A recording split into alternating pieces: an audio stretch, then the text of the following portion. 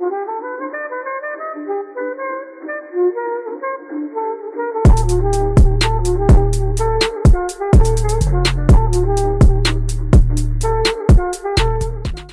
to all of you out there listening. My name is Mateo Arenas. Welcome to the Weekly Assist. I hope we are finding you in a time where you need a little distraction from the outside world. And what better distraction than the non-existent sports? Just kidding. We're going to have a lot of different segments today. We're going to go into our NFL free agency recap. We're going to do a group mock draft doing the first half of the first round of the NFL draft. We are also going to talk about our favorite players on each of the AFC and NFC West football teams. Then we're going to get into discussion topics, including Tom Brady's signing with the Buccaneers, Cam Newton and Jameis Winston, where will they go?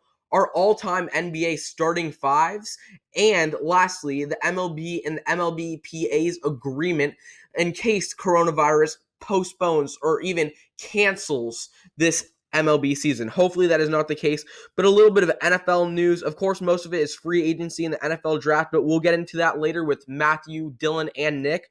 So off the field stuff, Drew Brees and his wife have donated $5 million to the effort to stop coronavirus in Louisiana. You've seen many other athletes donate lots of money, which is very generous, but Drew Brees went above and beyond in showing that he really wants to help out the effort, and his coach actually got infected with coronavirus, Sean Payton, but we're not going to list all the people because there are plenty of people around the world. I hope all of you guys are safe right now. One other thing about coronavirus is that Rudy Gobert and Donovan Mitchell, who were the first people in the NBA that got coronavirus and basically led to all the suspensions and cancellations of different sporting events, they have been cleared. So it's good that they're in good health now and they're back to normal. Another thing about coronavirus is Steph Curry held a live stream on Instagram with disease prevention #1 guy Anthony Fauci. The likes of Barack Obama, Justin Bieber, and Andre Iguodala all joined in to show the support. It got a lot of attention. It is good for many people to learn the basics of coronavirus so they don't go out in the reckless world. Other stuff is the MLB Jersey Factory, owned by Michael Rubin, who's the owner of the 76ers and Fanatics. He changed the Jersey Factory into manufacturing face masks for coronavirus. So that's a real positive sign, a real good story. So I hope all of you guys are staying inside. Don't be a carrier, even if you think that you're above getting hurt from coronavirus. But I hope you'll enjoy the rest of our episode, and we'll get into that right now. And now we are here with everyone. We're here with Matthew, Dylan, and Nick, and we are ready. We have a few segments today. First, we're going to go through our free agent recap, where we go through our favorite signings, our least favorite signings, our most surprising signings, and our sleeper moves. Then we will do a group mock draft, where we will rotate picks and go through half the draft, half of the first round, the first 16 picks in the draft. Then after that, we will go through our favorite players in the West, for both the AFC and NFC West. And finally, we will wrap it up with some discussion topics, including Tom Brady, Cam Newton, and Jameis Winston, where will they go, all-time starting fives for basketball, and the MLB and MLBPA's agreement, and go over that. We're going to start with our free agent recap and starting with favorites. My favorite move personally was Darius Slay to the Eagles. The Eagles traded a 3rd and 5th round pick to the Lions for Darius Slay, and then they signed him to a 3-year, $50 million team-friendly, backloaded deal. The Eagles' biggest need this offseason and last season was a cornerback, so this fills a huge need with one of the best cornerbacks in the league in Darius Slay. It was around the same per year as the Dolphins signed Byron Jones, and Byron Jones had 0 interceptions last year, and Darius Slay had 2, and he had 7 more passes defended, and it's going to come in real handy when they're in a division where he has to defend Amari Cooper and Terry McLaurin. My other favorite moves were the Stephon Diggs trade, sending Stephon Diggs to the Bills and various draft stock to the Vikings. I think this works out great for both teams. The Bills get a big, cute, reliable wide receiver 1 that they can depend on. And the Vikings got a lot of draft stock. They got a 1st, a 5th, a 6th, and a 4th. So I think it works out for both sides. And my favorite for one team is the DeAndre Hopkins trade. The Cardinals scammed Bill O'Brien and the Texans, and they got one of the best wide receivers in the NFL for a washed David Johnson, who was once one of the best fantasy running backs in the league and has done next to nothing the last couple years. They swapped fourths and they got a second. I mean, they traded a second. So this is a great move for the Cardinals, and I do not know what Bill O'Brien was thinking. Yeah, there's a few signings that I really liked in this very interesting free agency period. My first is lineman Jack Conklin signing with the Browns. The Browns got the best free agent lineman available. This is a very big need for them. We saw the drop-off from Baker Mayfield's play after his first and second season as their O-line progressively got worse. If they take linemen in the draft like many expect them to, they're going to have one of the best young O-line cores in the league. Next, I like Cory Littleton, middle linebacker to the Las Vegas Raiders. It's a very cheap contract for the skills and ability that Cory Littleton presents to this team. The Raiders knew that in terms of draft and where they were positioned picking, they weren't in a place to take an elite day one starting linebacker, so this is a very great signing for them. And I also like Teddy Bridgewater to the Panthers. They bring in a young and competent quarterback for the cheap, and many people see Teddy Bridgewater as a bridge quarterback to whoever the Panthers may want to take. I think he'll find some nice success throwing checkdowns and such to Christian McCaffrey. And finally, I like a lot D-tackle DJ Reader to the Cincinnati Bengals. He's not only a great run stuffer, but he's a rare nose threat that generates pressure as well. This Bengals team has a very sneaky, very nice defensive line. Okay, so my favorite signings for this NFL season, I have two favorite signings and a favorite trade. My favorite was inside linebacker Christian Kirksey of the Packers for a 2-year, $16 million deal, $3.5 million guaranteed, and it's an incentive-based contract. He hasn't been healthy the past 2 seasons, only playing 8 games.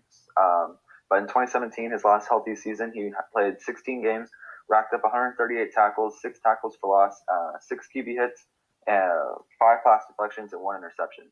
And then my other favorite signing was outside linebacker Dante Fowler Jr. to the Atlanta Falcons for a 3-year, $45 million deal. This helps bolster their defense, which was a big problem last year. I mean, the Falcons had a lot of big problems, but the defense was definitely the worst. Their pass rushing was their worst problem. Yeah, and it helps. With the Falcons, it helps Quinn because he's a primarily defensive coach, so that really helps him over there too. Yeah. And then sticking with the Falcons here, tight end Hayden Hurst to the Falcons for 2022 and 2024. That Hurst is a good replacement for Austin Hooper. And I think it's smart because he's like $10 million cheaper, and he's a better blocker. So, I mean, it's pretty good. All right. All right. My favorite signing of this free agency was P.J. Walker, quarterback to the Carolina Panthers. So, for those who don't know, P.J. Walker was the starting quarterback for the Houston Roughnecks XFL team. Best XFL player that year so far. Yeah, 100%. Sadly, the league ended after 5 weeks because of the coronavirus. I was a huge fan of the league, so it was a big bummer. He led the Houston Roughnecks to being 5-0. Great quarterback. He signed with the Panthers to a 2-year, $1.6 million contract. I think that's great for the XFL and the NFL to kind of bridge that gap back and forth. So that's my pick right there. Yeah, and he definitely would have been the MVP of the XFL. So he could be a good backup for Teddy Bridgewater, and he could be a get taught by Teddy Bridgewater, who's presumably going to be the starter. And I really like the Teddy Bridgewater signing as well. What Dylan added, and also just want to let everyone know Matthew is a Packers fan, so that's the little bit of bias he had in his favorite. So now to my least favorite moves. Nice. My least favorite moves, the Panthers releasing Eric Reed is one of them. Eric Reed was the best safety on the team last year, and they had signed him to a 3-year, $22 million deal last year. So that leaves a $5 million signing bonus that just got into waste for the Panthers. And Matt Rule coming in, I know many people believe in him. I know Dylan's a big Matt Rule fan, and I think he does know what he's doing. But I didn't really understand this move for them, considering that now TJ Green slides into the starting strong safety. He had 2 tackles in 2019. Eric Reed had 130 tackles, 4 sacks, 2 fumbles recoveries, and 1 forced fumble. And it was not like he was falling off at the end of the year, as he had 11 tackles in his last game of the season. My other least favorite is DeForest Buckner. Not necessarily the trade, because that 13th pick is going to come real handy for our 49ers, but it just sucks to see DeForest Buckner go to the Colts. As a huge Niners fan, he's developing into one of the best pass rushers in the league, and it's real disappointing that he's gone. And my other least favorite, because it strengthens our rival, is Quentin Dunbar traded to the Seahawks from the Redskins. The Seahawks only gave up a 5th-round pick for him, and he was the Pro Football Focus second overall cornerback last year. So it really bolsters the secondary for the Seahawks that we have to face twice a year. The first two for my least favorite signings are not ones that I particularly hate, but I thought they were just worth mentioning as a little questionable in my mind. The first one is tight end Austin Hooper to the Cleveland Browns. Again, I don't hate it. He was paid a lot. He's a solid tight end. He's not really much of a mismatch issue. In the Atlanta Falcons system, he would really just find holes in coverage, of course, and he'd just sit down and take checkdowns from Matt Ryan, which, is valuable for a tight end, of course. I just don't think he's much of a mismatch issue. The Browns clearly want to put talent around Baker Mayfield, and it's what they did. I don't hate it at all. The next signing is Robert Quinn, former Cowboy, to the Bears, 5 years, $70 million, for an older edge rusher who has performed well, especially last season. But they cut Leonard Floyd to get Quinn. I don't hate it, but it's just a little bit of money for a player of that caliber. And next is one that I certainly hate, former Green Bay Packers of Matthew Kalinowski, middle linebacker, Blake Martinez to the Giants, overpaid middle linebacker who's absolutely garbage. Honestly, this might sound a little bold, but he belongs in the XFL. His pass coverage is absolutely horrible. He gets 130 tackles a year, sure, but he just lets players run to him and he tackles them. His coverage is horrible. And, of course, Dave Gettleman and the Giants would be the one to sign Blake Martinez. And the last one I have is Jimmy Graham to the Bears. That he remains one of the top-paid tight ends in the league. He hasn't been the same caliber player since, honestly, his days in Seattle. And I don't really know what the Bears are thinking there. They have Trey Burton, and I guess they're just bringing in Jimmy Graham. So my two moves, like Dylan, I don't hate, but I just really don't understand them. So tight end Jimmy Graham to the Bears, like Dylan said, I don't hate it because obviously he's going to the Bears, so it makes the Bears worse. But I mean, he has a no trade clause, and it's guaranteed $8 million. And he's old and he sucks. So I don't like that move. And the other move that a lot of people like and they're really high on is running back Melvin Gordon to the Denver Broncos. I mean, you have Phillip Lindsay and Royce Freeman, so I don't know why you got to add another running back to that crowded running back room. But it's 2 years, $16 million, $13.5 million guaranteed. So, I mean, I guess it makes sense because if they're preparing to not take a receiver in the draft, Melvin Gordon can line up in the slot or he's a good receiving back. So, I don't know. I don't really understand the move, but those are my two least favorite. Yeah, he definitely is one of the best receiving backs in the league. He's a good receiving threat. True. Yeah. And if you're Melvin Gordon, you hate this because you held out for so long during training camp and even into the season last season. And now you're going to a team where there's a crowded running back room and you're not even getting paid as much as you want to. So that's probably one of the worst holdouts really ever, especially when you see Zeke who held out and he just hung out and didn't really do much and then he got the bag. So Melvin Gordon is upset. Yeah, and I'm hoping that these players just realize that these holdouts aren't working because Melvin Gordon has even admitted that he had a better contract in place with the Chargers that they offered him, and he's in a much better position. So he even said himself that he regrets holding out, but we'll see what happens. I don't know why he wouldn't take that deal over this deal. I feel like it's hard for running backs, especially because I think they're definitely, I wouldn't say undervalued in this league, but they don't have a lot of burn. Their tires run out quickly because of just the demand on the body that position takes. And teams really aren't prepared to pay running backs so much money, which you saw because the Titans, they gave Ryan Tannehill all that money and they franchise tagged Derrick Henry, who's obviously more valuable to the team than him, but it's just the fact that he plays that position and it's so easy to replace.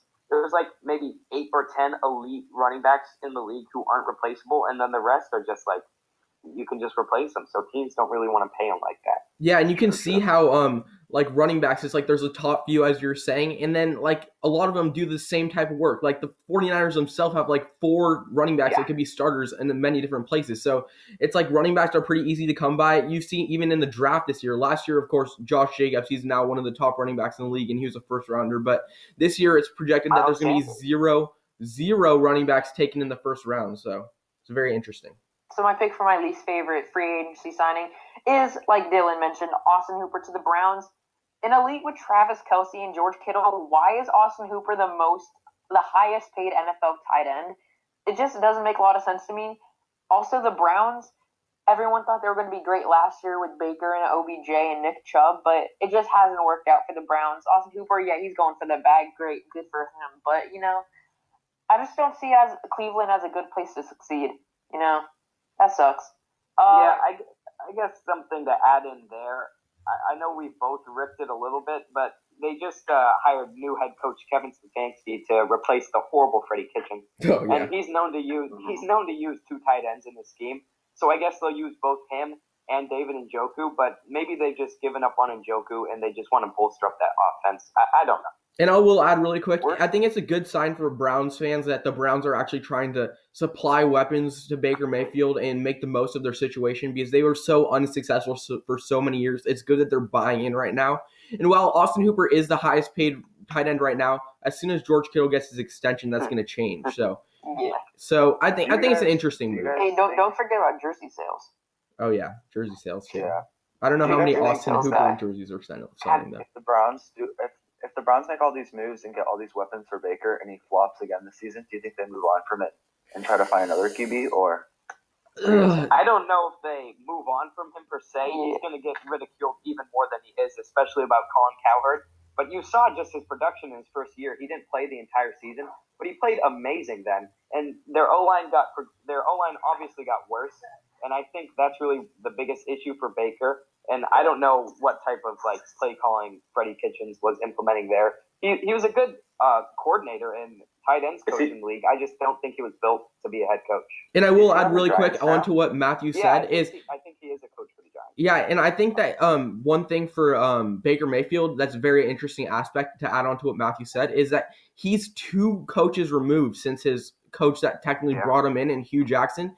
And it's a totally different front office as Dorsey's out as the general manager. So I think that could make it easier if he totally flops next year to get rid of him, as there's no one really vying for him as someone that brought him in, and necessarily as Ryan Pace for the Bears, where he's holding on to what Mitch Trubisky did for him because he brought him in. And if he was a 5th rounder, it'd be a totally different situation. So that is a different, interesting aspect that should be looked at too. Yeah. I think the situation going into this new season will be good for Baker because he's always used to playing with a chip on his shoulder. He's a walk-on in college, all that. And now he's being ridiculed. He says, you guys have so much talent, and everyone thought you were going to make the playoffs last season, and you weren't able to do it. I think Baker feels like he needs to prove something, not only to the fans, but to his new coach and this new front office. And I think the Browns, you've heard it last year, and I think you'll hear it a bit this year. I think they're going to play well this year. Yeah, and last year he was more in a more comfortable situation where everyone was confident in the Browns at the beginning of last year. So this is much more of a Baker situation where he thrives. All right, so now our most surprising moves. My number one most surprising move is a move that Matthew already touched on, is Melvin Gordon to the Broncos for a 2-year, $16 million deal, a $16 million deal. It makes him the 6th highest paid running back in the league, and many are saying that they think he's going to be the backup to Phillip Lindsay, but I don't see that possible as they're paying him 6th highest running back money. But Phillip Lindsay has ran for 1,000 yards in both years of his career, and has almost 200 receiving yards both years. Gordon has only played a full season in 1 of his 5 seasons, so that's something to look at. But he has always made a big impact, especially in the receiving game. And you saw last year with Eckler, he didn't have as many running yards, but he was definitely a receiving threat near the end of the year especially. And Royce Freeman is also there, my Oregon guy. He had over 700 yards last year and 4 all-purpose touchdowns, so it looks like he's essentially sent to the curb after he was a 2nd-round draft pick in 2018. But Melvin Gordon, he said he wants to play the Chargers twice a year, so that's probably when he went to a divisional rival. But obviously, as we said before, he regrets not taking the deal after the holdout. My other most surprising moves are that nobody tried to trade for Cam Newton. The Panthers essentially just cut him, and they didn't get any capital for him. Cam Newton's going to have some interest in the free agency market, as we're going to get into later. But I think that's very interesting that the Panthers essentially just gave up and cut him after they had this influx of quarterbacks in their rooms. And my last most surprising move is Payton Barbour to the Redskins, the running back from the Buccaneers. Currently, the Redskins have rostered Payton Barbour, Adrian Peterson, Darius Geis, J.D. McKissick, Bryce Love, and Josh Ferguson, all in the running back room. Adrian Peterson was really good for them last year. Obviously, he's nearing the end of his career as he was once a best running back in the NFL. Many thought that Darius Geis was their running back of the future, but it's questionable considering they brought in Payton Barbour, and they have Bryce Love, who they spent around a 5th-round draft pick on last year. He was out all of last year. He didn't really get a chance yet, so it's going to be interesting how Ron Rivera is going to implement running backs in his game plan when he has so many. Obviously, some are going to be gone by the start of the NFL season, but interesting thing to look at. Yeah, and there's two there that you talked about that I have on my list as well. I'll start with Cam being released. I'm not surprised that he's not on the Panthers. It's just in the fashion that it happened, like you were saying, him being released. I thought the Panthers would move on from him, but I don't know if they didn't test the market or teams weren't interested, especially a team like the Chicago Bears who brought in Nick Foles. I guess they just passed on Cam. I don't understand how you can pass on Cam for Nick Foles, but yeah. Right, I don't understand either. And I think the Broncos made a few really good moves in free agency, Jarrell Casey, AJ Boye, etc. But I don't hate the Melvin Gordon one, of course. It was just surprising because that room is kind of filled with some nice talent right now, which I guess isn't a horrible thing to have. It's just interesting. And then probably the most shocking transaction in all of free agency, some would argue, is DeAndre Hopkins being traded to the Cardinals for a bag of chips. And by bag of chips, I mean David Johnson, Withering Bones David Johnson, and a 2nd-round pick and, a 4th-round swap or something like that? I don't understand this. I don't know what GM/coach Bill O'Brien is doing at all. He's trying to implement some Belichickian attitude around here where he thinks he can run things, but he's put himself in no place to do that. They haven't had any type of playoff success. Yes, they've made the playoffs, but when you do something like first trading Laramie Tunsil, where your line is already bad and Deshaun Watson's running for his life, and now you're trading his best wide receiver threat and one of the best wide receivers in the league for essentially nothing, it's absurd. You have Will Fuller, Kiki Kuti, and Kenny Stills. Will Fuller is presumably your number one now, but he's always injured, and if I'm Deshaun Watson, I'm very angry at my coach here. And Bill O'Brien he's just a mess. Yeah, I will add to what you said right there, which is very interesting, is the manner that it happened. Because it felt like that morning, it's like you heard that DeAndre Hopkins was potentially in the trading block, and an hour later you hear this bizarre trade. So it's kind of crazy to me, and especially since now you hear Deshaun Watson, he's a pending free agent in a couple years. Many people are saying he's leaving little Easter eggs around on the social media community, commenting on certain players' posts, like getting ready and gearing up to leave the Texans. So this once very talented Texans roster that Bill O'Brien had could go down very quickly if they lose one of the best young quarterbacks in the NFL. So touching on, go ahead. It's just it's more absurd because as a Niner fan, I know my Niners would have given up that 31 overall pick to get DeAndre Hopkins. Oh yeah.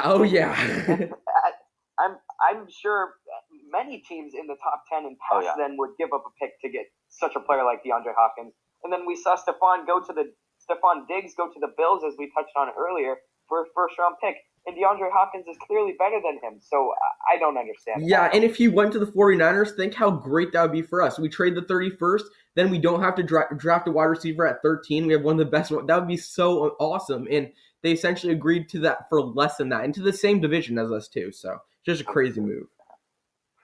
Yeah, so going on my most surprising news, I really like the Calais Campbell to the Ravens trade for a 2025th round pick. He hasn't missed a start in 5 years, and last season he had 2 forced fumbles, a pass deflection, fumble recovery, 6.5 sacks, and 56 tackles. I was really surprised by this move, and I like it for the Ravens. It makes them even better, even more of a threat in the AFC. But I don't know. I don't know how for the Jaguars you can get another leader like Calais Campbell, because the Walter Payton Award winner and he's great leader, dang good leader. Yeah, so I like that move for the Ravens, and then I also like the move that happened like 45 minutes ago. Defensive end Derek Wolfe to the Ravens for 1 year, $6 million deal. I think of course, Ravens. Great. They're getting better. They have one of the best quarterbacks in the league. Yeah, I like that move for them because their contract or the deal with Michael Brockers fell through. and he re-signed with the Rams. So that move for Derek Wolfe is pretty good, and it shores up their D-line after losing Michael Pierce to the Vikings too. And then I like defensive tackle DJ Reader to the Bengals for 4 years, $53 million. Dylan touched on it earlier, but that makes their D-line even scarier with Geno Atkins. And I would argue that the AFC North has the most scariest D-lines in the league. I mean, you have the Steelers D-line, now the Ravens D-line, Bengals D-line, and the Browns D-line is pretty good too. So those are my moves. So for my pick for the most surprising, it's not surprising that he left. So of course I'm talking about Thomas Brady. What's his middle name? Doesn't matter. Thomas Daniel, whatever you like to call him. The GOAT. That's a popular one. The GOAT, Tom Brady. Not surprised that he left the Patriots. Some people were expecting that to happen. But Tampa Bay, some people could have seen that coming. I don't really know. I did not expect Tampa Bay. Chargers, with Phillip Rivers departing, I don't know. Tampa Bay just didn't seem like the place with their alarm clock number jerseys. It just didn't feel like a weird. It's going to be weird to see him in that jersey. It's not going to be the best fit, I don't think. I don't know. We'll see how that goes, but I was very surprised by that. When I saw Tom Brady to the Buccaneers, or the rumors were out before he signed the contract, of course. Everyone was talking about it, but when I first saw that pop up, I was like, this has to be a joke, right? There's no way Tom Brady is going to the Buccaneers. That's my surprising pick. Yeah, and of course we'll get into that later in our discussion, but Tom Brady's full name, Thomas Edward Patrick Brady Jr., just for everyone out there wondering. Holy mackerel. All right. So now into our sleeper moves. My first sleeper move is Eric Ebron to the Steelers. And when Eric Ebron has played 16 games in 2018, he had 13 touchdowns, 750 yards, and of course with a competent quarterback in Andrew Luck. So I think Big Ben is going to be happy that he finally has a TE weapon coming off of his injury. And he was less expensive than Jimmy Graham for a younger, better tight end. So that was really weird that, of course, you guys got into the Jimmy Graham move earlier. And then also, Tyler Eifert is another one of my sleeper moves. He's been hurt a lot the last couple years. Of course, he signed with the Jags. The Jags have, zero tight end depth. I think they drafted, Josh Oliver out of San Jose State last year, but they pretty much have no one else on their tight end depth chart. But he's back with his offensive coordinator was in Cincinnati, in Jay Gruden, of course, former head coach for the Washington Redskins. And he did his best when he was with Jay Gruden. So I think that could be something that surprises someone if he's able to stay off the injury board. And my last sleeper move is Brashard Perriman to the Jets. Brashard Perriman played very well at the end of last season, connecting with Jameis Winston and with the Buccaneers. And he is going to be Sam Darnold's only weapon unless, of course, they draft a wide receiver and I think they're 11th spot in the draft. They might draft an offensive lineman. They might draft a wide receiver, but he's going to be Sam Darnold's only weapon, and he can put up big numbers next year. Yeah, my first sleeper move is it's a big signing, and many people in the league, not only fans of this team, are a little torn on it. I'm talking about the Phillip Rivers to the Indianapolis Colts on a cheap one-year contract. I like it a lot. I think it's a good one-year prove-it deal at the end of Rivers' career, and I think that the Colts believe they are in win-now mode. On paper, they might not have the best talent, but they have been able to string it together, and they've played well.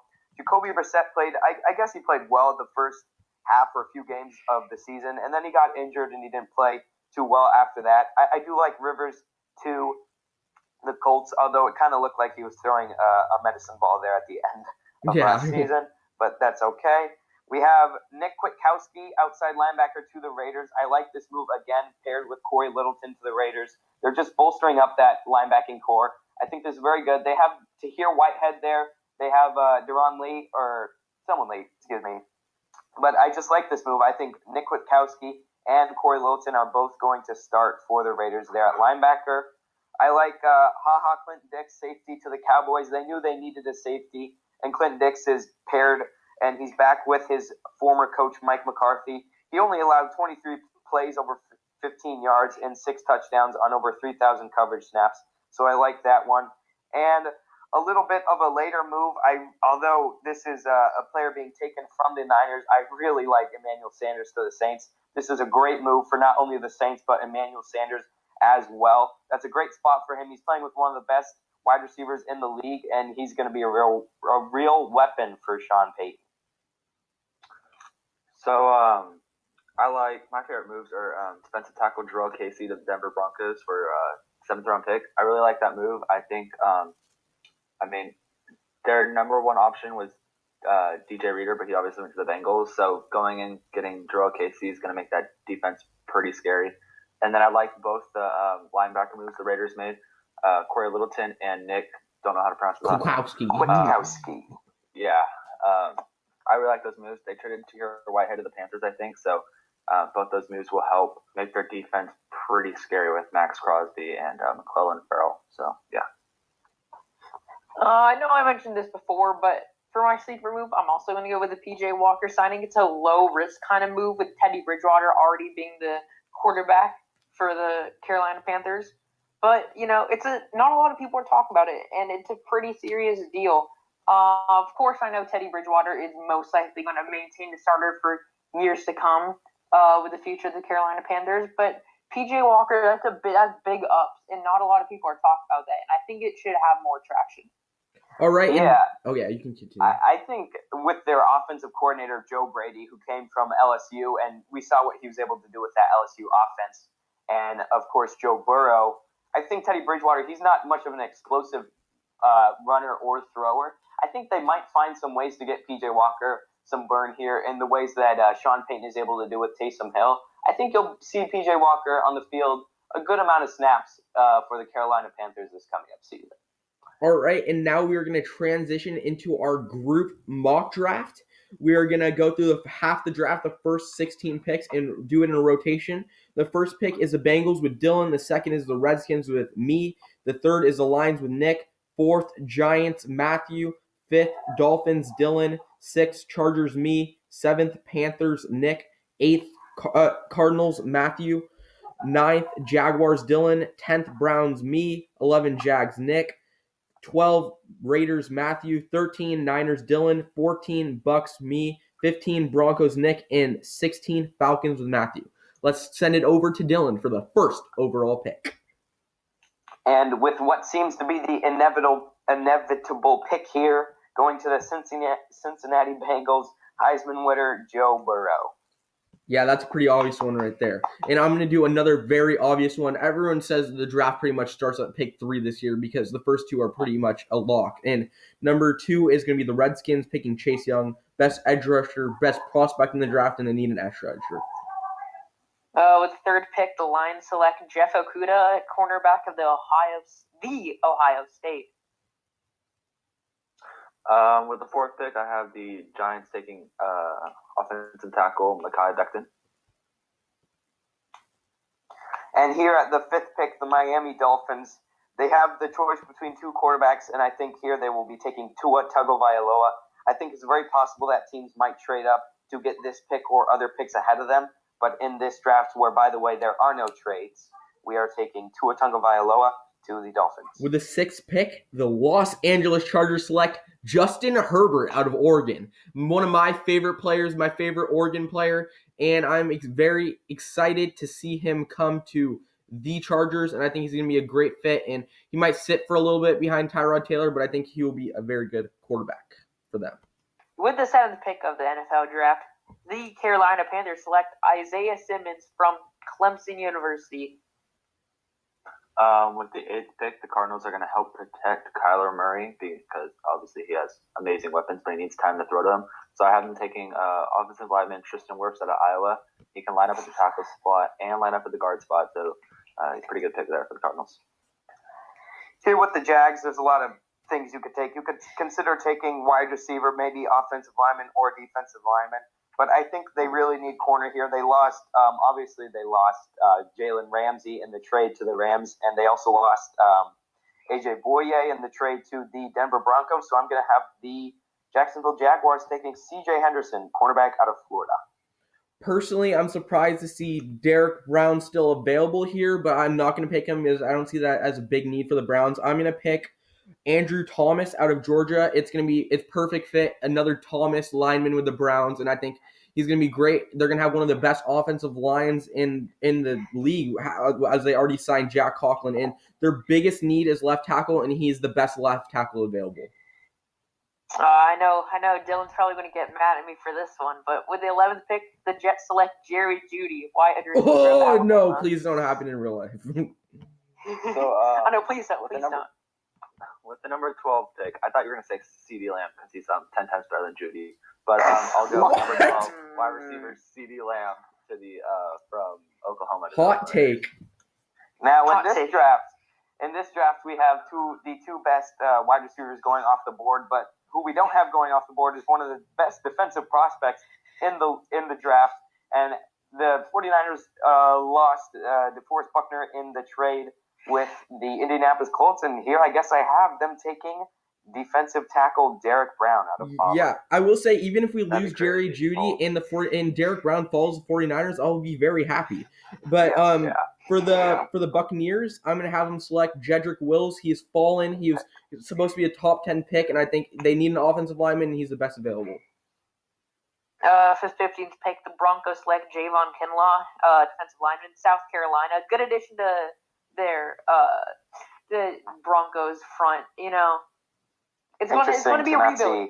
Wide receiver going off the board here. Yeah, Broncos are going to go to the Super Bowl in the next 6 or 7 years. I could honestly see that. That's not that much of a hot take. That's a big 5 window, years. though. All right, last pick of our mock. Matthew, where are you going with this one? So it's pretty interesting. C.J. Henderson went off the board, so that was my pick here, but he's not there. Kinlaw's off the board, so I guess I'm going to have to go a corner here, and I'm kind of reaching here, but I'm going to go cornerback Christian Fulton out of LSU. The Falcons desperately need corner help, and Fulton, he has potential. Maybe with the coaching, he can succeed there. But, yeah, that's pretty crazy how many people got taken off the board here. Yeah, and just to refresh everyone, this is all we're doing today. We're doing the other half of the mock draft next week, but some of the top prospects still available are Calebon Chasen out of LSU, edge rusher, Henry Ruggs, the wide receiver out of Alabama, Xavier McKinney, the safety out of Alabama, and Grant Delpit, the safety. So there's a lot of great players still available, and we'll finish the mock draft next week. Now we are going to go into our favorite players in the AFC and NFC West. We're each going to say our favorite players on each of the teams. We're going to start with the 49ers in the NFC West. And my favorite is George Kittle, my favorite player in the NFL, my favorite player on my favorite team. I love him. I love his personality. Best tight end in the league, best blocking tight end in the league. Have to go George Kittle here. Yeah, you got to go George Kittle here. I considered a rookie out of South Carolina, Deebo Samuel. He played very well for us, but it's just George Kittle's personality. He's such an eccentric player. And, you know, he was a WWE fan back in my youngin' days. I loved WWE too, so I'm definitely taking George Kittle here for my Niners. I'm going to go running back Raheem Mostert. That's a good one. I think that's how you say his name. Yeah, Raheem Mostert. He showed up pretty big in the playoffs and late last season. I like him. He bounced around from 6 or 7 teams and finally found his spot. So good for him. And I would say pretty big is kind of an understatement on how he played in the playoffs. So you know me, big defensive guy. My name is also Nick, so I'm going to have to take Nick Bosa.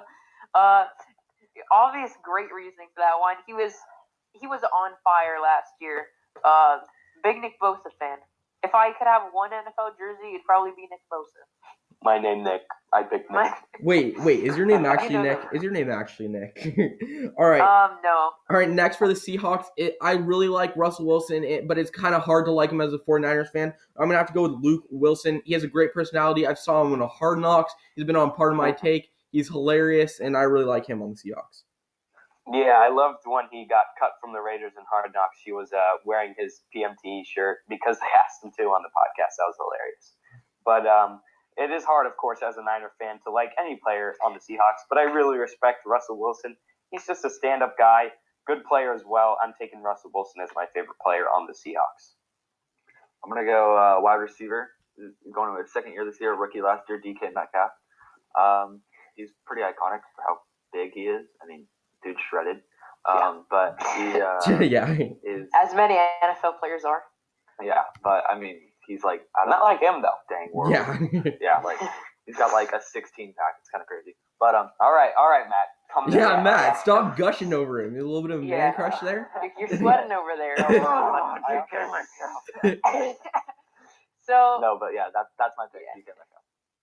So I'm also going to pick Russell Wilson out of respect. You know, if he wasn't on the Seahawks, he'd probably be one of my favorite players that are on the 49ers, of course.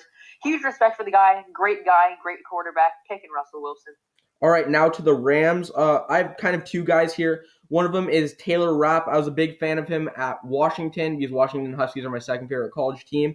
But my other one is Simba Webster. He went to Deer Valley High School, local boy, and I've heard stories about how unbelievable he was there. So those are my two on the Rams. On the Rams here, I'm going to take wide receiver Cooper Kupp. He's a Washington State resident, local. Many of my friends back in Washington, they've talked about how they've met Cooper Kupp, and he's a great wide receiver for the Rams. I'm going to go QB Jared Goff here. He went to the same school as Aaron Rodgers. Cal. So, a local guy. But he's not as good, obviously. But, yeah, he's from Marin, too. Mm-hmm. Oh, yeah, so, yeah, local guy. Yeah, I'm taking Cooper Kupp here, surely based off of 2 years ago. He was on my fantasy team in a four-man league that Mateo was also in. Oh, and I won. I won the league. Well, here's the thing about that, right? I didn't ask you. So he carried me to the finals. And I had an unfortunate week 16. I should have beat Mateo. But you didn't. I believe you, Nick. I believe you. You can pull up the stats. I led in points.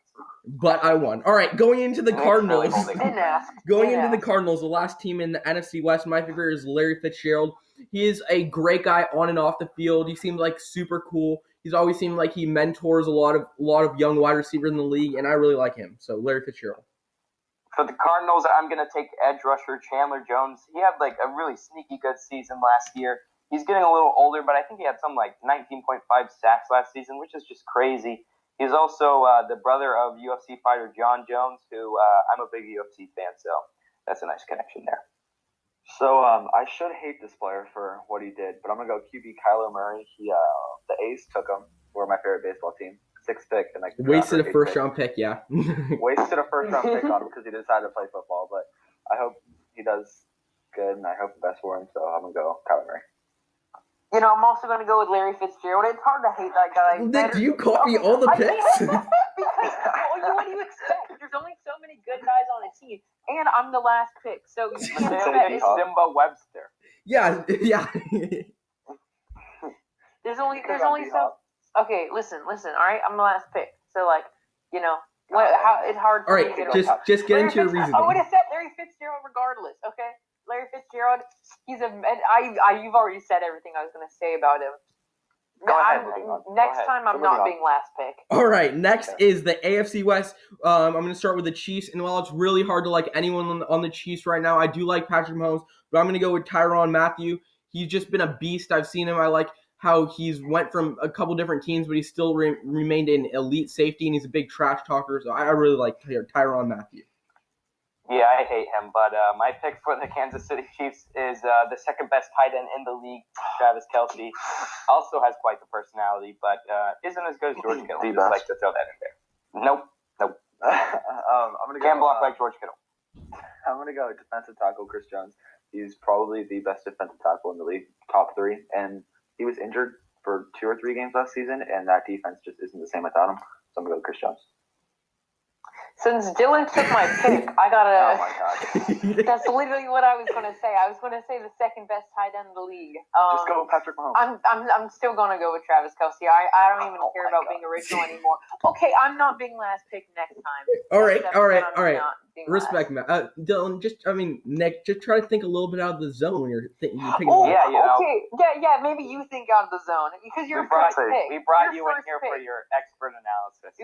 All right. One thing I'll say about Travis Kelce is I don't really like him very much because everyone always says he's the best tight end in the NFL, so that's the only thing. But now to the Raiders, wait, what? I don't think Nick's going to choose this one, and it is Marcus Mariota. He is the newly acquired Raiders quarterback, one of my favorite Oregon players of all time, coming to Las Vegas. My bad, not Oakland anymore. And he is going to replace Derek Carr. Yeah, Mateo, they're talking about his dad, Marcus Mariota, always finds a way to talk about him. He loves his Oregon players so much. But my favorite player on the Raiders is little white boy, little slot wide receiver with a bad hairline, Hunter Renfrow. I'm going to his second year, rookie last year, Max Crosby. I mean, he changed that defense around. So 10 sacks in his rookie year. So I'm gonna go Max Crosby. I'm gonna go with Oregon alumni market. I'm kidding. Has a Derek Carr autograph and said he's a pretty swell guy. So Swell. I mean, if he says he's a swell guy, he's probably a swell guy, Derek Carr. All right, now to the Broncos, and you guys are going to love this one. Royce Freeman, the leading rusher of all time at Oregon. He's my favorite player on the Broncos, and that is all. Oregon. Mateo, do you have interest in attending the Oregon University? Possibly. No. That would be quite the move. Yes, it would. But he goes to Oregon State.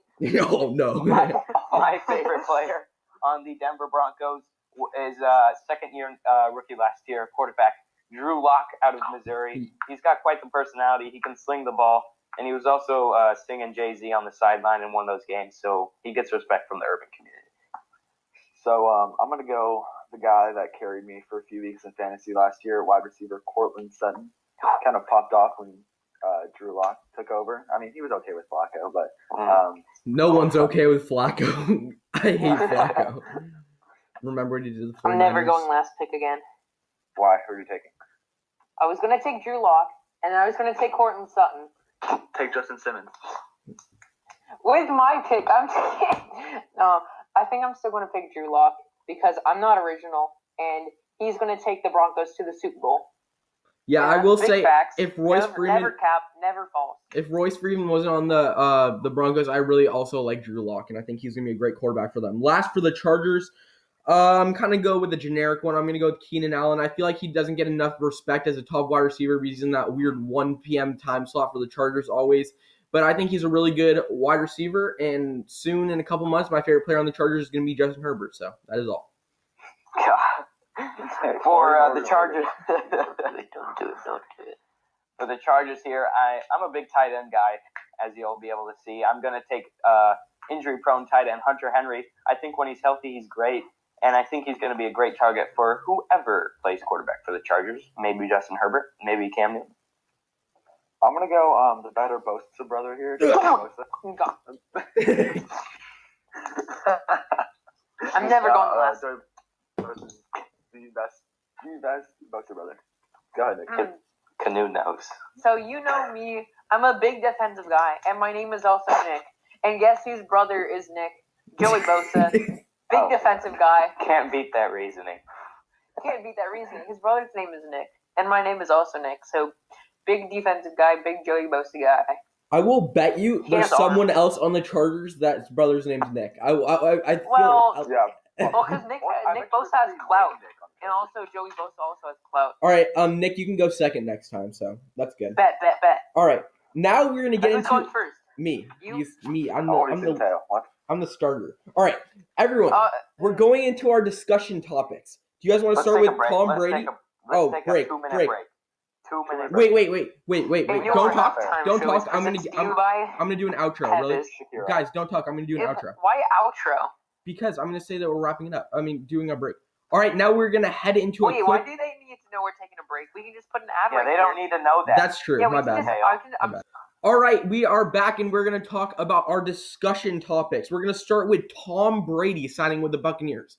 I'm going to just go start it off, and I'm going to say, as the Patriots are my second favorite team, I've watched Brady basically my whole life. It really hurts as a Patriot fan to see him go because you love to see a quarterback stay, especially the GOAT, stay with the same team their whole career, but you saw it with Joe Montana. He went to the Chiefs at his last 2 years of his career, and now it's with Tom Brady. I think Tom Brady really just wants to be able to separate from Bill Belichick and his legacy and be able to say that he was able to win without him, because many people say about Bill Belichick, he can't win without Tom. Maybe many people say about Tom, he can't win without Bill. So it's a really interesting dynamic, and many people are thinking that he didn't feel wanted enough by Bill Belichick. Robert Kraft said himself that if Tom wanted to stay, he would have. I don't know how much I believe that report, but I just feel like it was best for both sides to move on at the moment, especially since Bill Belichick was really upset with the situation where he had to trade Jimmy Garoppolo because he believed he was going to be the quarterback of the future. But Robert Kraft basically said,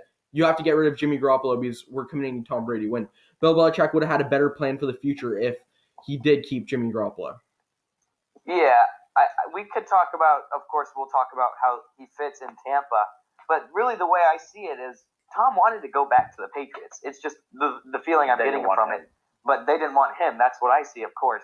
And I think at that point, Tom was like, okay, I want to go to a place where there's obviously talent and where I can prove myself. And I think a little bit of Tom maybe not only was about his family, of course, which, big family guy, kisses his son on the lips. No problem with that.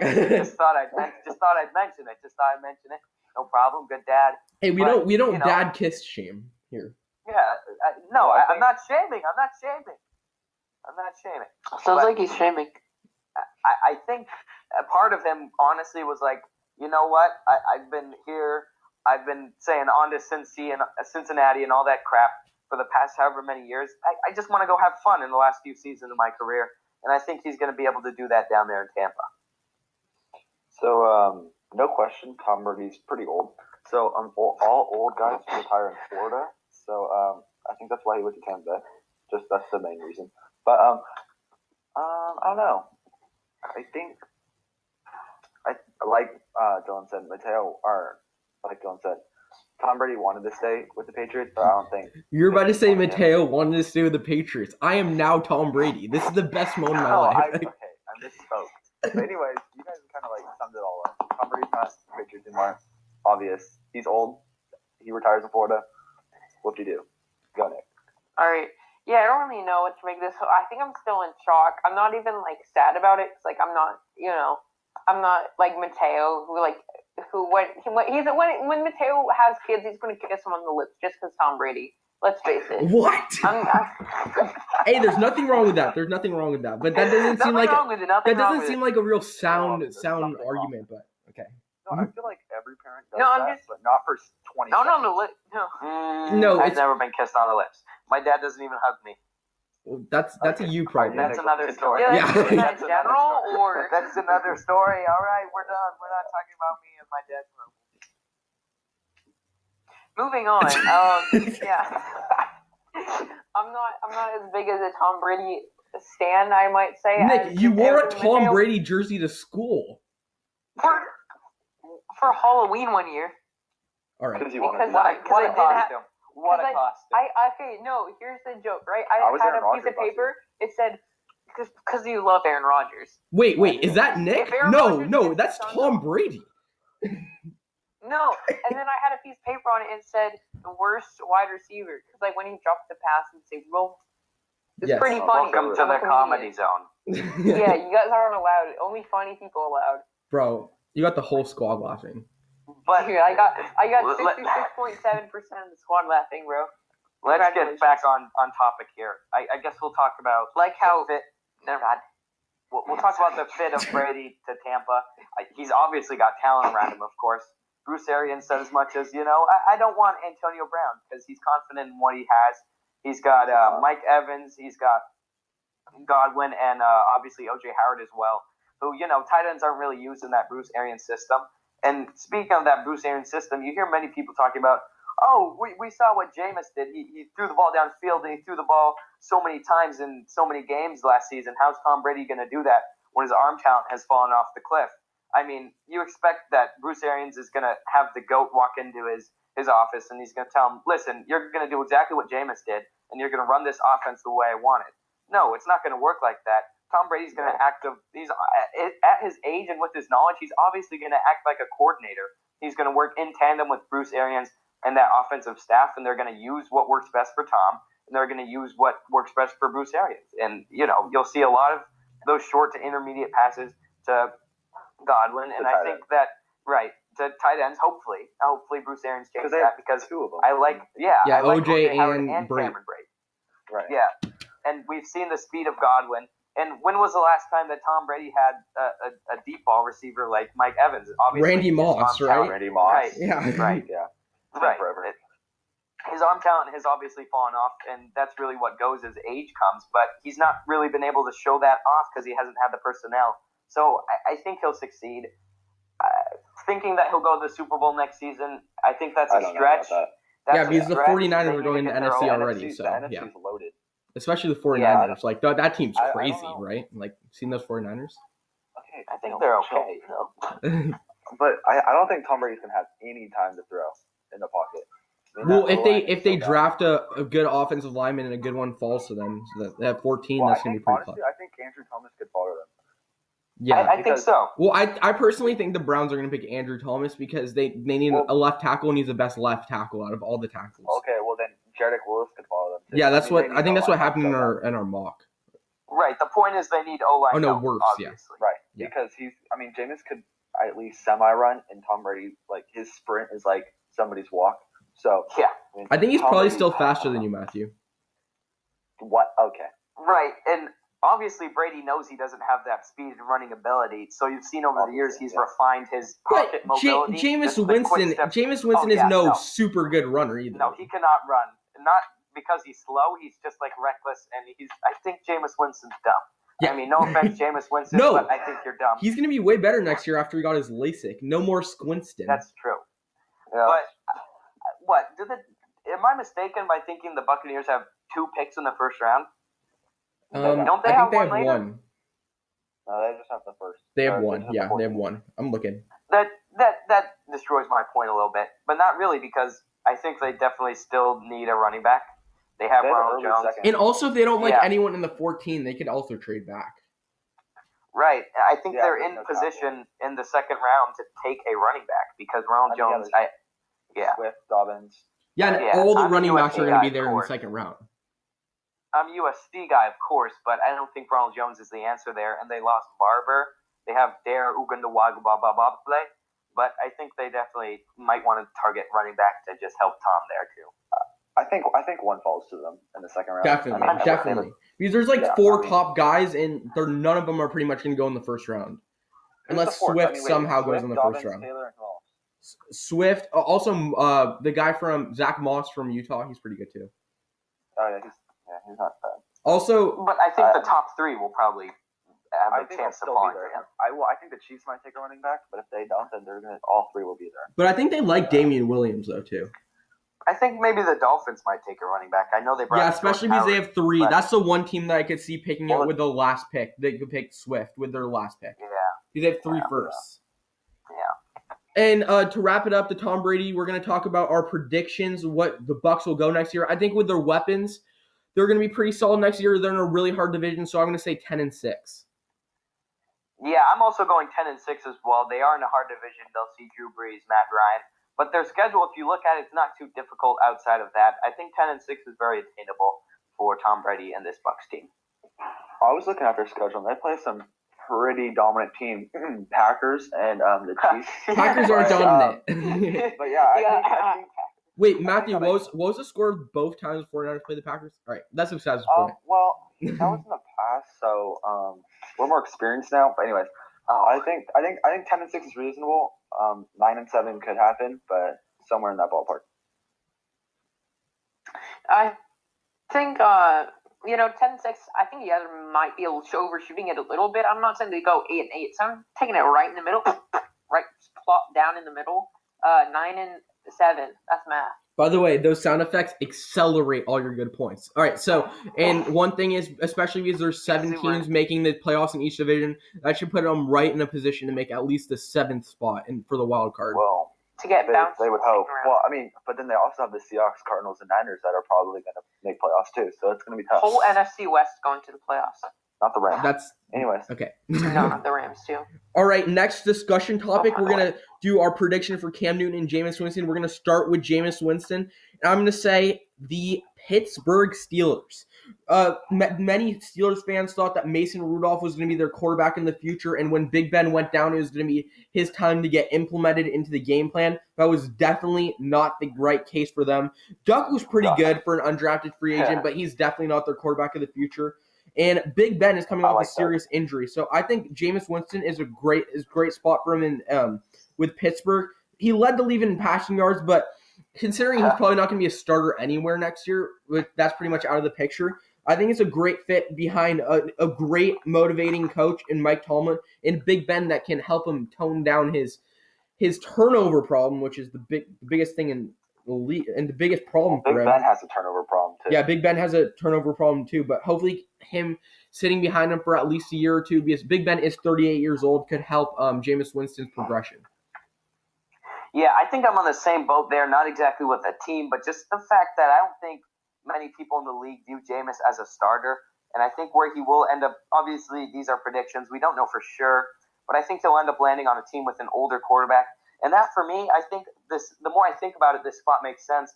I'm thinking about the New Orleans Saints, who just lost Teddy Bridgewater. They have Drew Brees in there, of course, their starting quarterback, undoubtedly. But they also have Taysom Hill, who they like to use, who Sean Payton likes to use in multiple ways other than just throwing the ball. And so you want to have a backup quarterback in there so you can get Taysom Hill in. Every year, Sean Payton likes to have one experiment. Last year, he had that kick returner Dante Harris, who he picked up, and he played very well. And the year before that, and so he had Taysom Hill. So I think Sean Payton might view Jameis Winston as an offensive experiment, and if any coach can refine his skills, I think it might be the mastermind that is Sean Payton. And real quick, that kick returner that you were talking about, I swear, watching Saints game, they said his college 1,000 times out of Assumption College. So that's one thing I've drilled in my memory from that guy. So I'm gonna go. This is gonna be really surprising. I think that the quarterback, your name is Aaron Rodgers. He doesn't turn over the ball at all. So I think who better to teach him not to turn over the ball is. So I think Jameis Winston's gonna sign with the Packers. Do I want this? No, because I'm a Packers fan and I want him there. But I think it's possible. I think Jameis Winston could sign with the Packers for a really cheap deal. But Aaron Rodgers is never retiring in his life, so he won't ever get a starting spot. But I think if Rodgers can mentor him to turn his turnovers down, he can go and sign with a new team and just thank Rodgers. Yeah. Where I see Jameis Winston going? Where, Nick? Right back to Tampa Bay. That makes zero sense at all. 1 in a trillion chance. Their coach literally said they on their social medias they said, "Thank you, Jameis." Do you think they're gonna bring him back? Or maybe they just thanked him because they want him back again. Because they're no. The funniest thing about the whole ordeal was that Jameis Winston on his social media, he said, "Oh, thank you, Tampa. I can't wait to see you in the Super Bowl this year." Listen. By that, Jameis went, "I'm coming back to Tampa Bay, and I'm taking them to the Super Bowl." I'm stealing the starting job from Tom Brady. Yeah, definitely. He's gonna deflate the footballs and blame Tom Brady for it. Great decision, Nick. So Nick. Jameis Winston will have the starting job, and he's gonna lead them with 5 touchdowns and 5,000 interceptions in one season. Back to more reasonable opinions. I think it's possible that in the span of 2 or 3 years, Jameis becomes a starting quarterback again. Obviously, he has the arm talent. He just really needs to learn how to use it. And it'll be interesting. I'm interested to see what happens with Jameis. Yeah, but especially in the changing of the guard. We've already seen Eli Manning retire. Philip Rivers, couple years probably retire. Big Ben retire. Tom Brady soon retire. Drew Brees retire. We have a lot of older quarterbacks, so there's going to be a lot of opportunities in a couple years for quarterbacks. But of course, as the quarterbacks retire, there's new ones in the draft. So it's an interesting cycle. I mean, there's so many places he could go. If the Dak Prescott and the Cowboys don't work out, he'd go there. I'm a big anti-Dak Prescott guy. Hate the Cowboys. So he could go. He can go to the Cowboys. I think we'd all like that if he throws 30 interceptions again. The Cowboys go 2-14. Yeah. But one thing we can agree on as a podcast, we might not all be 49ers fans. We might not all be Packers fans, but we can agree we're an anti-Cowboys podcast. Oh, for sure. Oh yeah. I hate the Cowboys. I hate it. I think if you're not a Cowboys podcast, you're an anti-Cowboys podcast. Yeah, that's true. That's safe to say. Yeah. But no, it's interesting with Jameis. He's probably the hardest person to predict where he's going to go because he had this amazing career, but then you look at this, and it's amazing career, amazing season, and then you look over at the interceptions and kind of just. He's going to sign the wrong contract because he can't see it. But No, Okay. he got LASIK surgery. He got no more surgery, Squinston. He's going to be Yeah, the great. didn't Do work. you guys know there's like a Twitter account that's like saying that Jameis Winston should be in the Hall of Fame? Yeah, Jameis 101. Yeah. He wrote a book too. He wrote a book. Yeah. Pretty funny. All right, I feel like that wraps up our Jameis Winston discussion. Now we're going to predict where Cam Newton will go. And my prediction is going to be the Patriots. In the past, Bill Belichick has gushed about Cam Newton. He said he's public enemy number one, and he's the best running quarterback in the NFL. And that wasn't even that long ago. That was 2 years ago. Cam Newton has been an MVP in his career. And if we know one thing about the Patriots is they always have a plan. And I know a lot of people think that their plan is throwing out Jarrett Stidham, maybe drafting Love and bringing Brian Hoyer in for a couple of games. But how perfect would it be? Tom Brady leaves the Patriots. Cam Newton slides right in, another former MVP, and also literally, I think it makes a lot of sense for me because it brings a different aspect to the Patriots offense that Josh McDaniels can work with the running game because Tom Brady hasn't run in his whole career. But one thing that I see as a second option potentially that I could kind of see is Washington, but because it's his former coach Ron Rivera. But considering that I don't understand how Ron Rivera felt about Cam at the end of the year last year, considering that he replaced him with Kyle Allen. So it's gonna be interesting, but I'm predicting Patriots. Yeah, I feel like I'm going to go what has emerged as the obvious pick here, and I think maybe Nick and Matthew both have this. I have a team where you need to sell tickets. No one is coming to your games. So who better to pick than Justin Herbert. No, God, no one wants him. No one wants Mitchell Trubisky. Oh. God, he's built just like Mitchell. Sorry, go ahead. But anyways, who better than the eccentric, flashy Cam Newton to bring to the LA Chargers, where it's emerged yesterday that Tyrod Taylor and Cam Newton were training together, doing some quarterback drills together. I think that's a message from Tyrod saying, hey, I wouldn't really mind if you brought this guy in. I'm fine working with it. Right. Yeah. And that might be it too. I think it's possible that some quarterbacks understand that, I'm not going to start and I'm better served as a backup. And I think that's a really good tandem because Tyrod brings some of the same ability that Cam brings, of course. Cam is more like one of the most fearless runners at the quarterback position I've ever seen. He's just willing to take the biggest hits, which is a knock that I think I have on him. I wish he was more conservative, of course, but that's besides the point. I think the Chargers, it's just a really good place for him. And one thing I'll say really quick is Tyrod Taylor has had a really interesting career if you look back on it. Like, he won the Super Bowl with the Ravens when he was a backup. Then he went to the Bills where he was a starter, but for some reason they put in Nathan Peterman to throw 7 interceptions every game. And then he went to the Bills the Browns, of course, where he was replaced by Baker Mayfield. Now he's on the Chargers, but I think he's a very solid backup. And also, many people are saying that Justin Herbert isn't the great fit for the Chargers because they're leaning towards a dual threat quarterback. Justin Herbert can run. Did you guys watch the Rose Bowl? Many people think because he's big and white, he can't run. He can run. And Justin Herbert's a better passer than Mitchell Trubisky. All right, continue. Anyways, okay, so Mateo, I don't know why you're like dissing or not wanting Cam Newton to the Chargers. That would benefit you because I think the Patriots trade up for Herbert. Right. Like that would be. I would be so happy if that happened, but I don't see that happening personally. But I think Cam Newton is the perfect fit for Chargers. Like Dylan said, you need to sell tickets, bring in an MVP. I mean, Tyrod Taylor is not going to sell you tickets. I'm sorry, he's not going to sell you tickets. Nope. But do you know what it is? Justin Herbert. Oh my God. If Tyrod Taylor is starting QB, the only thing that's going to sell you tickets is that defense because that defense is pretty scary. It's rough. But I mean, Cam Newton is I think he's the perfect fit. And they signed Brian Bulaga. I'm sad to see him go from the Packers. They have that. Who's their other tackle?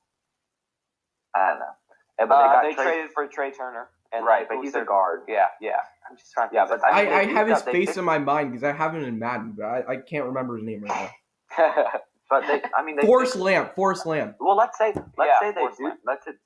do sign Cam Newton, and then that gives them options to maybe sign Isaiah Simmons and draft Isaiah Simmons for middle linebacker, or go tackle for to fix the other left tackle spot. Because I don't think the left tackle is good, but I mean, I think Cam Newton is the perfect fit.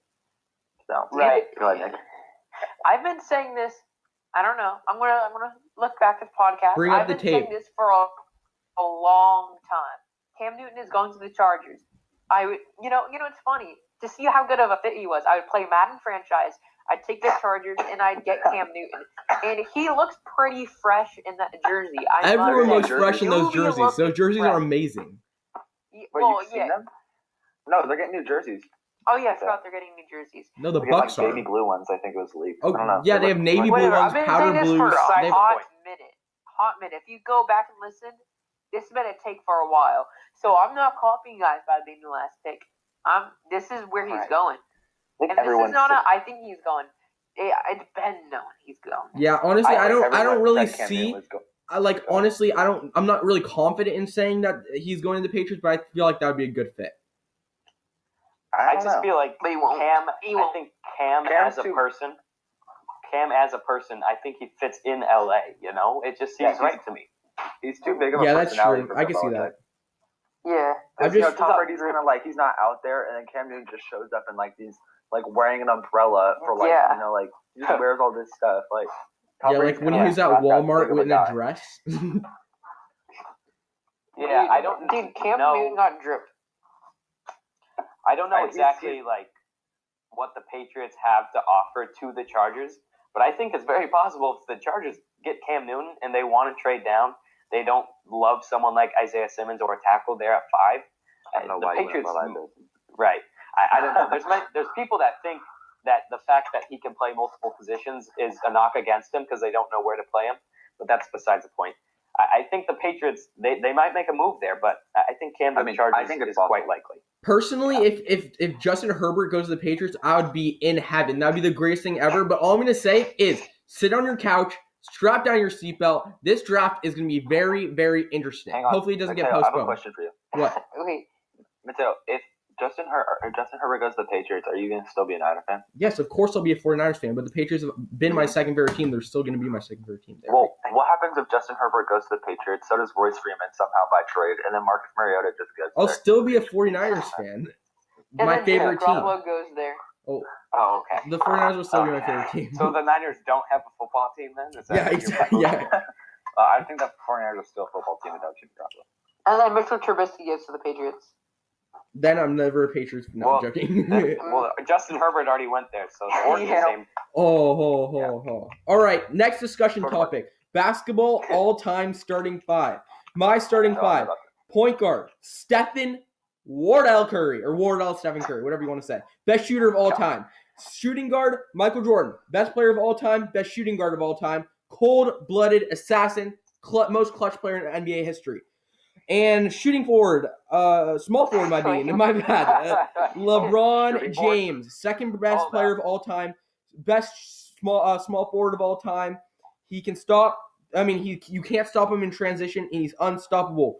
Power forward, Tim Duncan, the big fundamental. He's a stabilizer. He is cool. He can bring this team back down to earth. Great shot blocker, great mid-range shooter. And center, Wilt Chamberlain. Once scored 100 points in a game. One of the greatest scorers and rebounders of all time. Like that one. I like that one. I'm going here. I got a little bit of size, a little bit of shooting, a little bit of defense here on my all-time starting 5. At guard, we got Magic Johnson. Okay. Also playing guard, we have Lakers fan. Arguably, arguably the GOAT, Michael Jordan. Okay. Forward here, we need some diversity, so we brought in Larry Bird. Interesting. Oh yeah. And at forward, we also have, of course, the LeBron James. Well, LeBron James can pretty much play any position. So, right. Yeah. But in this, he'd play forward here. Yeah, I had that in my original mock-up. Lastly, rounding out our 5, we have Wilt Chamberlain at center. So I kind of made this 20 minutes ago because I forgot we were doing this, but here's my team. All right, it's pretty far. All right. So we got point guard, Steph Curry, because the best point guard of all time. Best shooter of all time, too. I have at shooting guard, may he rest in peace, Kobe Bryant. At small forward, I have the GOAT, LeBron James. At power forward, I have Tim Duncan. And then, you got all this scoring, but you need some defense. So at center, I got Hakeem Olajuwon. Do you not have Michael Jordan in your greatest starting 5 of all time? No, I don't. Okay. Okay. Hot take. So I like doing this. When I found out we were doing this segment, I was like, bet. I like this. So instead of doing a basic top 5 all time, I'm doing Call my top 5 basic. Top 5 that you guys haven't picked yet. Okay. So this is players point that guard, Steve Nash. this was made before this. So this is one I knew you guys weren't going to pick. Point guard, prime Derrick Rose. Okay. Shooting guard. Is he gonna Allen break his Iverson. knees in the middle of the game? Wait. Whoa. What were you saying? Rose and Iverson. Small forward, Ball hog Kevin city. Durant. That's not good. He's a power forward. Power forward, Dirk Nowitzki. Oh, okay. Center, Kareem Abdul-Jabbar. Very Okay, interesting, so Nick- Nick. So all our top fives would step on your top five because that's horrible. Nick, who's yeah. gonna ball Literally would hog? step on your You have top five. 3 ball hogs on Allen you. How is Iverson that will gonna work out? 0 times pass the ball. 0 times. He's It is what it is. And he's not going to go to the ISO practice, team. It's so the he's not ISO going to know any of his teammates because practice? Talking about practice? Practice. Never going to go to the practices. Talk about practice. Yeah, none of them are going to practice except for Dirk. Dirk is just there by himself. That's true. Dirk's like, where's everyone? I'm trying to play games.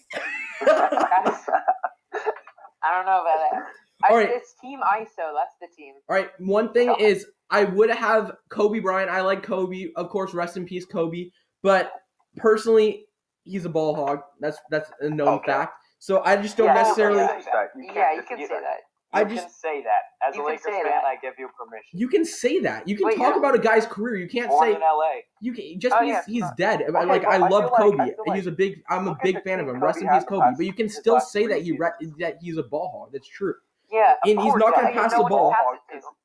Yeah, his team was horrible, so of course he's going to take the ball in his own hands. And I don't want to No offense, move. son. I don't want to move the greatest of all time to not the greatest of all times position. And I have three greatest of all positions. Steph, Michael Jordan's the best shooting guard. LeBron's the best small forward. So I don't have to move around from their unfavorite position. So that's just how it worked. And Tim Duncan, I don't think anyone else had Tim Duncan in their starting 5, but he's a great stabilizer. He's had always him been cool. originally. And he I is had Tim Duncan. he brings an aspect of defense that he can block shots and Wilt can just grab them, My pass it team's to nice. Steph. Steph can I shoot have 3. Hakeem Olajuwon. Anything. This team's unstoppable. My team would beat all of yours. My team's unstoppable, dude. I have Hakeem Olajuwon. Test him at the rim. He'll get blocked. Oh, Why are you have all you seen sleeping how on Larry tall Bird? Wilt Chamberlain is? Larry Bird, like Larry Bird, that's a W, right? That's a good pick. That's That's a good pick. I'll say no that. one's sleeping on him. I'm just saying that. Yeah, no one's Olajuwon sleeping on at the Larry rim. Bird. I mean, I Imagine- thought more people were going to take him, so I didn't put him down. wait, imagine driving for a layup and then Tim Duncan and Olajuwon are right there. I mean, you can't stop that. Imagine So- imagine driving to layup and just seeing seeing Steph Imagine- Steph at the arc. No, imagine going back on defense and you just see Curry, Kobe, and LeBron. I mean, that's unstoppable. So Imagine- my team is the Derrick best. Rose, Allen Iverson, and Kevin Durant. And then you got Dirk, of course, with the fake that you can't block. Kareem with the hook. I would like to propose something. We have Nick's, A trade. one of Nick's players, AI, and he made a controversial starting 5 a few weeks back or months back. He said Steph Curry, Michael Jordan, Kobe Bryant, Himself. LeBron Sure. James, and Yeah. Shaq. Oh. I like that. God, I think Knicks is better. I think Knicks is better than that. Well, do you see Trey Young? Trey Young put That's a Steve positionless Nash. thing. Trey Young put Steve Nash. Steve Nash? Okay, what It I makes- what it I makes think sense on Trey Steve Young Nash. meant. I'm not I sleeping think on that- Steve Nash. that I'm just was saying the when you starting have 5, all that these was other Trey guys. Young's, I think that was Two-time Trey Young's MVP, like you can't- inspirations. You know, Yeah, That's that's what I was true. going to say. the 5 Yeah. people that he looked up to, not his 5. His top 5 best. Who do you put at shooting guard? Whatever Steph Curry. I mean, his game is damn near the same. Yeah. Oh, well, now we're going to move on to our final topic, baseball. The MLBPA and the MLB agreed to an agreement where basically it's all about in case the season doesn't happen. But basically what happens is that service time counts. So basically it's the same service time as the prior year in 2019. So basically my favorite part of this agreement is that the Mookie Betts trade, Mookie Betts might never play in a Dodgers uniform if they don't have a season this year because he's going to be a free agent and the Dodgers just gave up all these assets for nothing. So as a Giants and Red Sox fan, that's something super cool to see. But basically the basis is that the season probably, if it happens, these are going to be 100 or 81 games, which is half of the 162. And also that the MLB draft is moved from 40 rounds to 5 rounds. So that's a big hurt for a lot of a lot of college and high school prospects. So, but the college are giving them a redshirt year, so they're allowed to return if they're senior this year and they don't get to play. And basically the biggest thing was the service time. But one thing I took away from this is the fact that the MLB agreed to this shows that the owners have supreme optimism that there's going to be a season, or else they wouldn't agree to it. Like, do you think the Dodgers owner is going to agree that he's going to have a possibility where he give all these assets for Mookie Betts is never going to play? So I think that's a good sign, and it's good to see that they're working together on a deal. Well, as an A's fan, I hate this. Oh, yeah, arbitration. Marcus Semien is a free agent after this year, and we don't know if he's going to return because the A's don't like paying players. And then Mike Fiers is a free agent after this year, and he sucks the first 2 months of the season, and he just goes on fire the rest. So that's sad to see. And also, one last thing for the A's. Stephen Piscotty, my favorite player on the A's, is going to be a free agent after this year. So I'm upset. I don't like this at all. I don't really like this because I don't think there's going to be a season. So I don't know. And one other thing for the A's I'm going to add is that Matt Chapman and Matt Olson will both go to arbitration, so that just shows more money that the A's will have to pay because arbitration always favors the player. The A's already said they're going to pay both of them. I know, but it's going to be a lot of money, and the A's don't like paying money. So that's basically a bad sign for Marcus Semien and all your other free agents. Yeah, I'm probably not going to bring back Marcus Semien, which is sad because I like him. But as long as we're keeping Chapman and Olsen, which is going to be a way change of scenery for that front office, because Chapman's going to be like, this is what I want, and it's going to be like, they've never seen that money before because they don't pay players. So they're going to be like, I don't know. Yeah, but they're going to be like, you want this many zeros? Yeah, I don't know. I can shorten that to 2 zeros. Throw Matt Olson to the curb and just put all your faith in Matt Chapman. Like, he's way better. No, Matt Olson and Matt Chapman are a dynamic duo. You either get both or you get none. So, I mean, they're both Matt Olson's the best defensive first baseman in the league. So is Matt Chapman. I mean, no. You can take a back seat. But, I mean, you can't. I don't know. I'm upset. I don't like this. A lot of people are saying this is a really good thing, though, because it gets this out of the way before the collective bargaining agreement. So it's probably going to limit for at least the service time thing. So it's going to limit a lockout, which looked like it was probably going to happen in the future, but it might not happen now. But also, Robert Manfred, the commissioner of the MLB, he said that they're going to all get paid. So this is very good for the players. And also, it freezes all transactions. So my question is Yasiel Puig not going to get signed this season? What do you think, Matthew? I don't know. I kind of wanted Puig on the A's. It's a good fit in left field. But he has a horrible attitude. So I don't really mind if Yasiel Puig doesn't get signed. He's probably going to go back to the Indians because nobody wants him. He has a horrible attitude. He's a good player. But, I just, overall, I don't really like this agreement. Robert Manfred is the worst commissioner, whatever you call him, ever in sports. Commissioner. In sports. Like, the Astros were cheating for 3. Astros were cheating for at least 2 years, maybe even 3, and you just fired their head coach and he didn't fire them. He suspended them, and then the Astros fired them. And then they fired him. But, is that all you're really going to do? I mean, God. But then I will say one thing is that if the season does come back and there's no fans, the Astros basically get out of everything because one of the main things Robert Manfred said is that, they're going to have to face public scrutiny. That's a punishment in itself. But if there's no fans, no one's going to be booing the Astros. If that happens, Manfred should just force Altuve to retire. Force Altuve? I think that's just called banning them. How do you hit a walk-off home run and tell your teammates not to take off your jersey? Yeah, that was kind of weird. It's because he had a buzzer.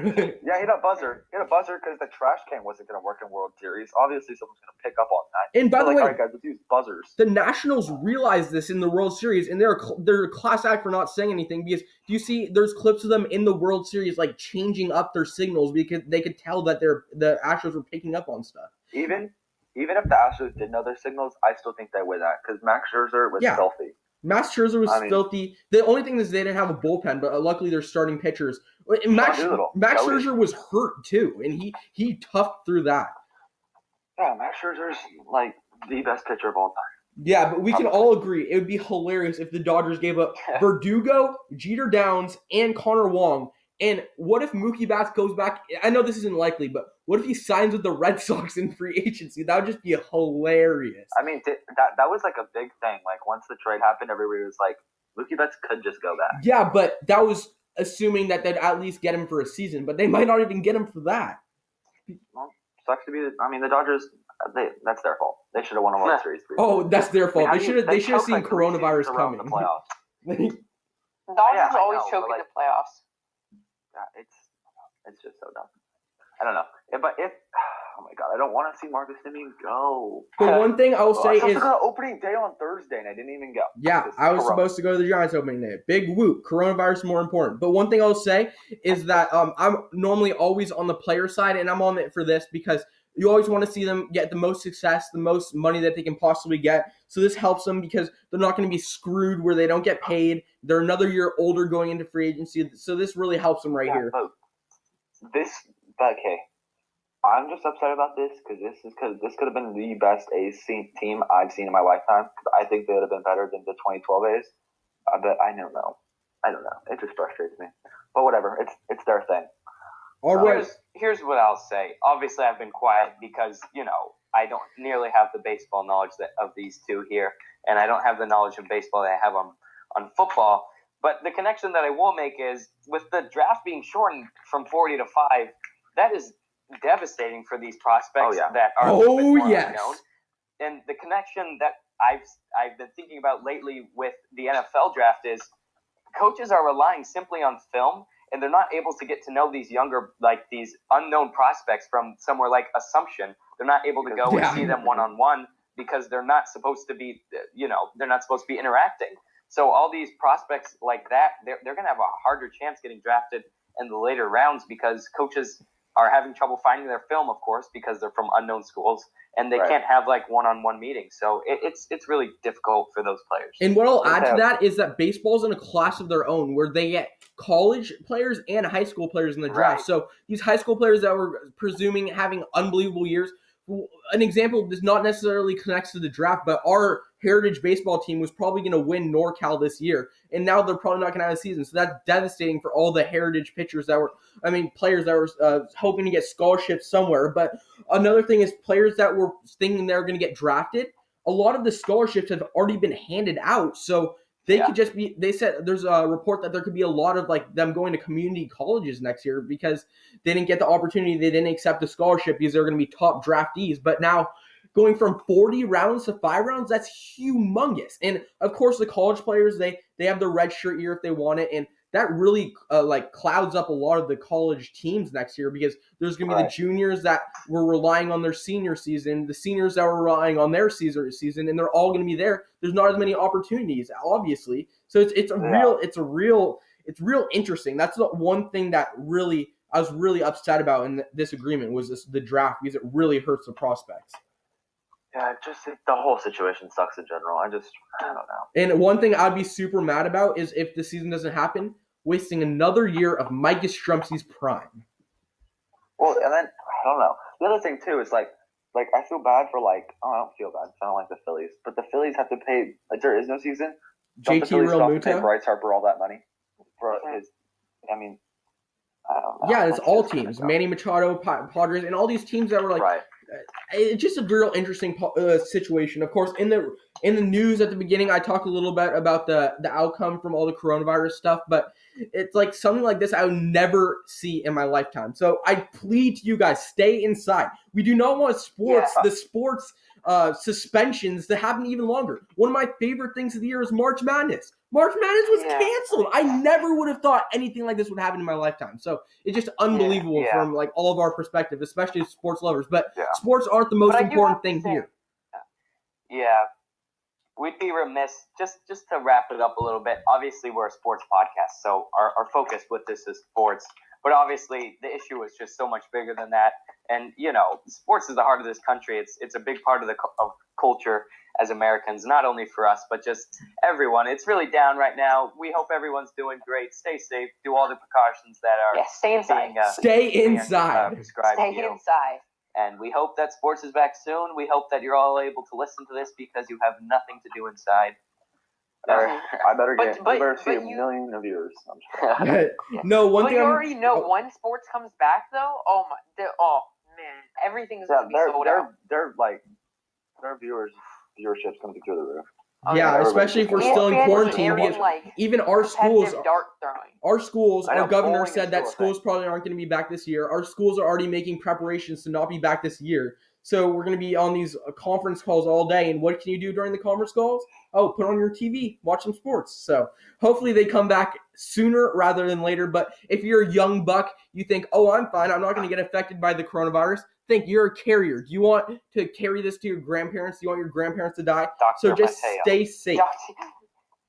Hey, Thanks, Oregon Dr. Mateo. alumni, Dr. Mateo. Thanks. Oh, yeah, for the doctor. words. Yeah, I'm a real expert. No, I'm And not at all. Sonic Kisser. Listen to Anthony Fauci's thing with Steph Curry.